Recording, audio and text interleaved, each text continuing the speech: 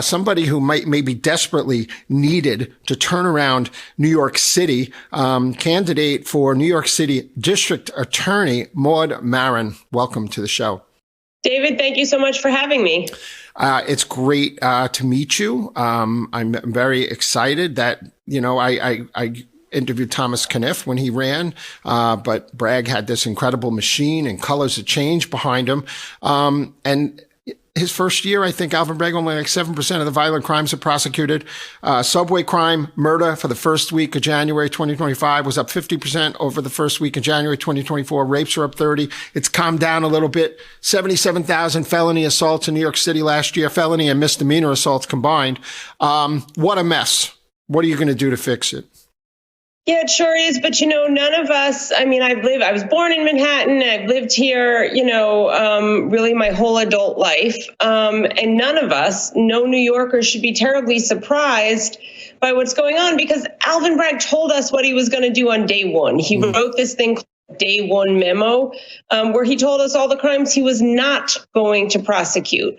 And we don't need a prosecutor who's disinterested in prosecuting crime. We need a prosecutor who knows how to prosecute crime, who will prosecute crime, and who understands that crime should be prosecuted. Do you think there's enough disenchanted New Yorkers with the state of affairs, especially after congestion pricing? They're trying to drive people down into the subways like the mole people from Planet of the Apes, but they're not safe. They're being pushed on the tracks.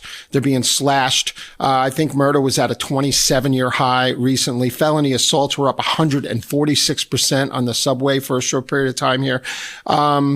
Is New York ready for change, for a Republican DA? New York is ready for a DA who will fight crime. And I really think the district attorney's race, David, has to be viewed almost like a nonpartisan race. We have two major parties, so you have to run on a party line in order to get yourself on that, general ballot and that general election. But I think at this point, what people want are solutions. And I'll say this, I take the subway. My kids take the subway. The New York City subway is the little yellow school bus for hundreds of thousands of kids as young as 11 and 12 years old, middle schoolers and high schoolers. So we're talking 6th grade through 12th grade. They get a Metro card and they get on the subway every day to go to school. So we need those subways to be safe. And you've just run through a bunch of numbers on crime stats. Let me give you one that's really, really important.